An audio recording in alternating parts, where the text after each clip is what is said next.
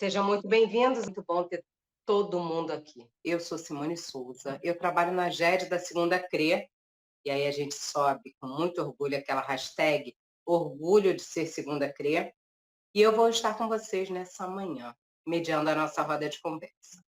A gente começou com esse movimento desde o ano passado, desde o segundo semestre, quando a gente estava vivendo pleno isolamento e doido para fazer justamente essa aglomeração, né? Aí a gente precisava aglomerar, mas a gente precisava aglomerar com juízo, com segurança, e falar nessa aglomeração para a gente toca o coração, porque foi a forma da gente se aproximar, da gente descobrir formas de chegar pertinho, mesmo que virtualmente, né? Nesse ano que foi tão desafiador, que forçou que a gente descobrisse novos caminhos para estar juntos, para socializar o que cada um estava fazendo e que a gente não podia perder o nosso sentido de rede, sentido de coletivo, sentido de coordenadoria, né? Então a gente precisava descobrir formas de socializar essas vivências, socializar o que deu certo com um, deu certo com o outro, socializar os nossos sentimentos, né? O que a gente fez? A gente aglomerou, mesmo que virtualmente. A gente fez questão de, pelo virtual, se aproximar verdadeiramente. A gente abriu nossas casas, a gente abriu nossos corações, a gente socializou nossas práticas, as nossas expectativas, nossos desafios, nossos percursos. A gente socializou o que deu certo, a gente socializou aquilo que a gente fez e que não funcionou, que não deu certo. E a gente socializou também, a gente pensou aquilo que a gente precisava rever, que a gente precisava replanejar. E quando eu falo a gente, é para marcar muito esse lugar do coletivo, esse lugar do protagonismo de quem fez acontecer. Protagonismo de cada escola, cada creche, cada EDI, cada professor, cada agente, cada profissional empenhado, cada família, cada criança. A potência do nosso aglomerê aglomeral foi exatamente essa troca, é o encontro, é o se inspirar, é o inspirar, se inspirar no fazer do outro com o outro, é estabelecer essas conexões, é ser palco para esses encontros. E a gente gostaria de fazer um convite, você que tem uma prática, vivenciou uma experiência com as suas crianças que você considera exitosa, seja dos anos iniciais, seja da educação infantil, mande um e-mail para a gente. Manda um e-mail lá para a GED, que a gente vai conhecer o seu trabalho e a gente vai socializar. O que a gente precisa é isso. Como já dizia uma secretária de educação, não basta botar o ovo, gente, tem que cacarejar. Todo mundo tem que saber o que você faz, que é assim que a gente vai trocando e melhorando cada vez mais o nosso trabalho.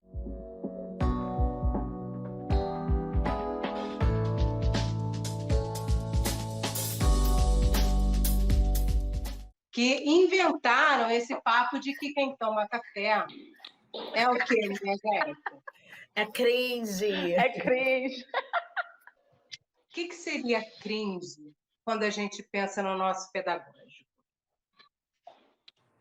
Você acha cringe transpor as estratégias do presencial para online sem nenhuma adequação? Totalmente cringe. Muito cringe. Enfeitar a escola cheia de AVA. Nossa, Absurdamente cringe. E aquela chamadinha rosa para menina, já deu. Totalmente cringe. Total. E quando a gente absurdamente cringe. um ponto de vista do colonizador. Vergonha. Já cancela. Cringe. Horrível. Total, gente, fora. E quando a gente ignora que cada criança aprende no seu próprio tempo e quer botar todo mundo de acordo com as páginas do livro, gente. Cringe, Totalmente cringe. E quando a gente passa batido em discriminações e injustiças do nosso dia a dia, achando que é temperamento. Quando a gente acha que as crianças não são capazes de colaborar, de pensar. Total. Terrivelmente cringe. Totalmente. Isso aí, que família educa e escola ensina, isso dá um Cringe. aglomerei só disso, hein? Quando a gente ignora que 2020 todo mundo aprendeu 1000 coisas, esquece. Quando a Cringe gente não... total. Esse é o nível. Esse é, né? Quando a gente só foca no resultado e não no processo. E agora o que para mim é o mais cringe de todos, gente. É quando a gente não e nem participa dos aglomerei aglomeralf, dos encontros de diálogo. Então, eu queria dizer que nós não somos cringe. Nós não somos cringe. Esse grupo aqui não trabalha com essa informação. A gente é super jovem. Exatamente. super Pedagogicamente, somos novas geração C, práticas. geração alfa e tudo, não é? Nós somos Desse jeito. jovens. Somos jovens, jovens. partindo o cabelinho no meio. Jovens. Não, somos Eu vou até jovens. me arrumar ali rapidinho, porque eu botei pro lado hoje, mas assim, normalmente eu sou jovem. Eu ouço muito falar, já ouvi muito falar que o PPP e o PPA, eles são como o coração da unidade, né? E para ser coração, eu acho que tem que pulsar, tem que ser vivo, tem que ser dinâmico. Não pode ficar ali, a gente sabe de todos os desafios presentes, a gente sabe da falta de tempo, a gente sabe da briga por planejamento, a gente sabe como é difícil reunir grupos, a gente sabe que são inúmeras realidades, né? Mas ele não pode ser só um documento de gaveta. E não é ele que deve nortear, né? Não dizer o que a gente faz. Na verdade, o que tem que estar ali expresso é o que nós fazemos na unidade, né? Para que ele se torne uma referência, para que ele se torne parte da nossa identidade.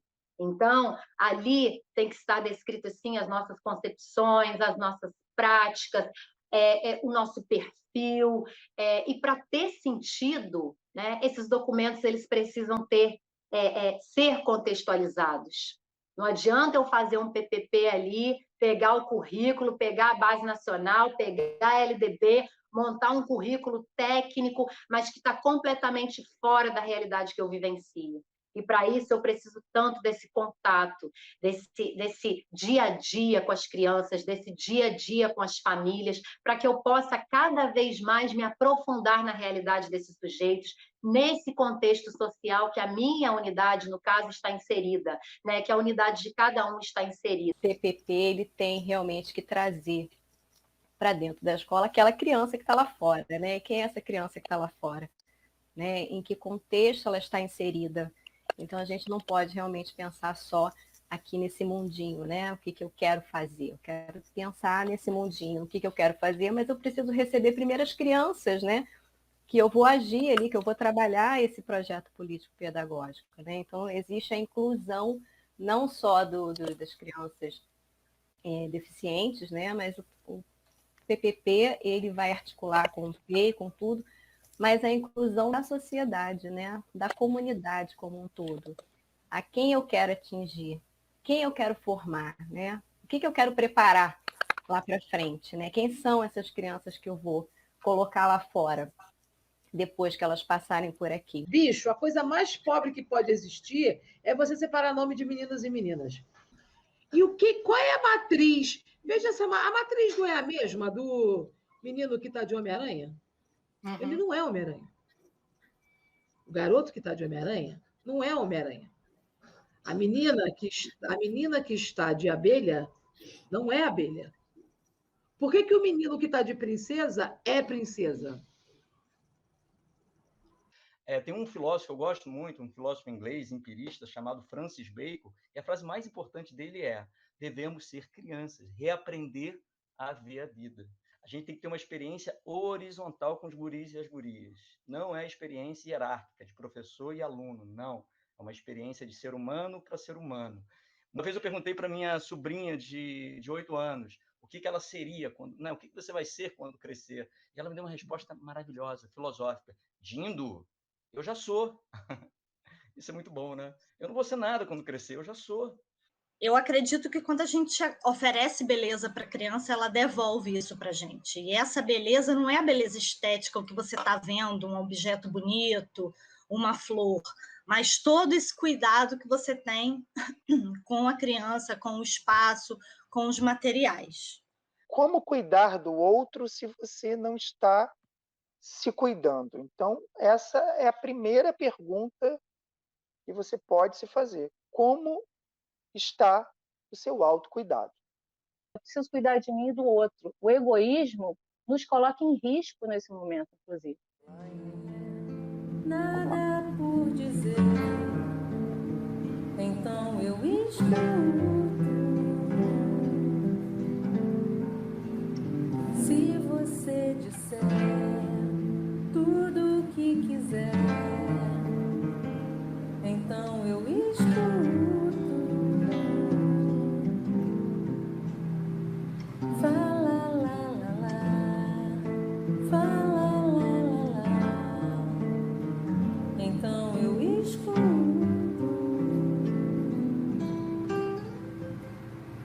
Hoje,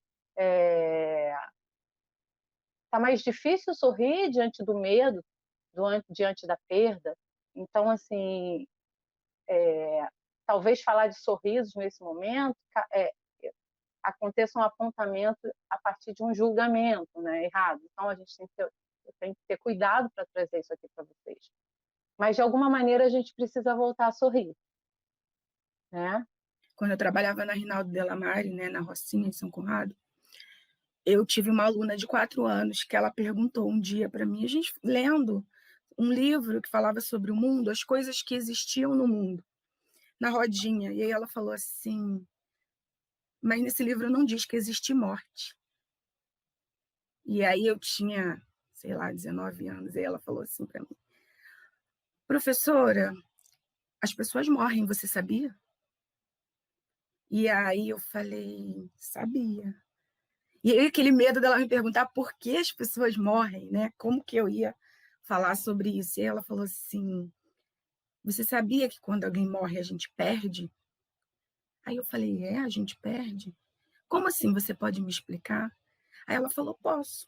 Aí ela pediu para sentar na minha cadeirinha, porque ela ia ser a professora naquele momento, né? E aí ela falou assim, a gente perde porque a gente deixa de ver as pessoas. Aí eu falei, é verdade, a gente deixa de ver as pessoas. E aí, no alto da sabedoria dos seus 4 anos, ela falou para mim assim, a gente deixa de ver, mas a gente não deixa de sentir. E eu nunca mais consegui esquecer isso, né? A gente deixa de ver, mas a gente não deixa de sentir. E eu vou contar para vocês que a nossa horta tem um nome.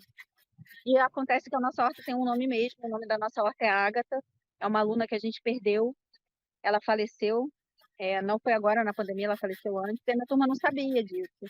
E aí eu disse, olha, a nossa horta se chama Ágata, porque aqui tem vida sempre, aqui sempre vai ter vida. Então, é uma forma de lembrar dela. E eles fizeram um plantio e eu tive um retorno disso muito, muito bonito. Por que eu quis fazer dessa forma de resgate afetivo? Porque eu acho que a gente precisa disso.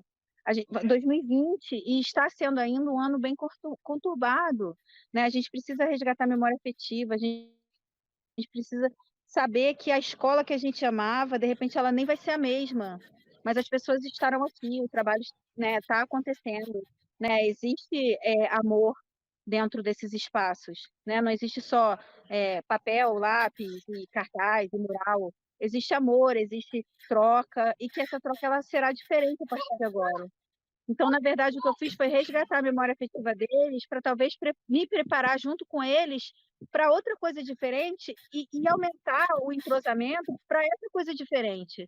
Porque não adianta, nós somos indivíduos, entende? A gente precisa se sentir respeitado, a gente precisa se ouvir. Então, a criança falar para mim o que ela está sentindo, a insegurança que ela está sentindo, e eu falar para ela de volta a insegurança que ela está sentindo, porque eu sou humana, também sinto, né? Isso é muito importante para reforçar laços. Os gregos que inventaram a filosofia, pessoal, eles tinham um único objetivo na vida. Eu acho que esse é o objetivo que deve nortear a nossa profissão. É fazer da vida uma obra de arte. É olhar para o espelho e se sentir orgulhoso daquilo que a gente está vendo. Eu não me tornei um preconceituoso, um homofóbico. Eu não estou julgando as pessoas pela quantidade de dinheiro que elas têm no bolso. Não, eu estou olhando para o espelho e ainda sou criança. Ainda sou aquela criança indígena que a gente acabou de assistir no vídeo. Eu ainda sou belo. Belo no sentido de fazer da vida uma obra de arte. ter dignidade. Eu acho que essa é uma das funções da educação, e eu acredito, compartilho aqui essa ideia, pessoal, que a gente tem que ensinar muita coisa para as crianças, sim. Nós somos educadores, temos que inseri-las no seio da sociedade, dar uma função, dar um ofício para elas poderem trabalhar. Mas isso é muito pouco. Eu acho que a gente tem muito a aprender com a criança. Às vezes a gente fala muito, quando, na verdade, às vezes é só se aproximar perto da criança e ficar ouvindo. E aquilo nos revitaliza. E aqui é um bálsamo para a gente poder resistir a esse mundo horrível que nós vivemos, que é um mundo pragmático, um mundo utilitário, que reduz tudo a coisa, que reduz tudo a mercadoria. Agora, o nosso ex-aluno, Rafael. Então, a minha deficiência é encefalopalatia por hipótese cerebral. Oi? Vou explicar. Tem o cérebro que passa o sangue nos dois lados. Normalmente, no outro que ficou faltando oxigênio e teve algumas reações. Tipo, quais foram as reações? Na visão, que tem um nome certo, que é estáquino, a bola fica mais rápida, não consigo enxergar direito, mas eu consigo ver, mas quando era muito jovem, caía, mas hoje em dia nem tanto, melhorou um pouco. E também teve um problema na fala, não sei que não entender, né? Eu falo muitas coisas erradas, fiz fono, aí melhorou pra caramba, não sei que não entender, né? Então é isso. Valeu, pessoal. Então, ela traz ali uma imagem do que parece, né, ser uma família bem numerosa, com muitas crianças. E o texto é o seguinte: fique em casa, peça comida pelo iFood, veja uma maratona na Netflix, se ligue no Story, jogue videogame com seus filhos, o importante é a saúde. E aí o primeiro questionamento que eu trago é: o importante é a saúde de quem? Né? Quem, durante esse período, teve a possibilidade de se isolar realmente e de cuidar da saúde, que naquele período especificamente, cuidar da saúde significava realmente ficar em casa, evitar qualquer contato social para diminuir a propagação do vírus. É muito comum, até nas nossas políticas, esse olhar de cima, esse olhar do todo, um olhar único, panorâmico, que parece que dá conta de ver todos os detalhes, né? As nossas políticas, quando elas vêm, sejam elas de currículo, sejam elas educacionais, ou até mesmo nossas políticas de saúde, nossas políticas econômicas, é esse olhar que elas têm. Elas têm esse olhar panorâmico, né? Um olhar de totalidade, como se desse conta, né, desse olhar panorâmico, de atender a todas as nossas especificidades, de atender a todas as nossas necessidades. Então, na verdade, esse olhar, ele é um olhar excludente, ele é um olhar que deixa de fora, né? Deixa de fora, infelizmente, a grande maioria da nossa população. Nós somos um coletivo e que a coletividade sempre foi o mais importante. E que a gente não vai conseguir fazer nada. E aí eu não estou falando só de escola, eu estou falando de um todo, porque a escola é muito mais do que carteira, as pessoas que entram e fazem seu trabalho e pessoas que entram para receber esse trabalho. Mas eu estou falando da gente, no espectro mais amplo possível que essa palavra humanidade possa ter, no sentido de que, enquanto a gente tiver esse sentimento de coletividade, porque coletividade, rede, Michele, no momento que você estava falando, foi impossível para mim não pensar em respeito, né? E eu só vivo na coletividade quando eu tenho respeito por quem faz parte desse coletivo junto comigo. O que eu quero levar de tudo isso de novo que eu vivi, percebi, para 2022? Escola viva. Depois de tudo isso, queremos uma escola viva, que olhe o outro com amor, que respeite a escuta e acolha com fervor. Depois de tudo isso, queremos uma escola viva, ver o entusiasmo brilhar, abraçar, beijar, reviver o esperançar. Depois de tudo isso, queremos uma escola viva, que volte a sonhar, a cantar, dançar, chamegar e ter a tranquilidade do ir e voltar. Depois de tudo isso, queremos uma escola viva, espantar o medo que ainda pode ficar. Ter a coragem para acreditar que tudo isso vai passar. Depois de tudo isso, queremos uma escola viva, lutar com garra e alegria, construir um novo aprender e deixar o melhor acontecer.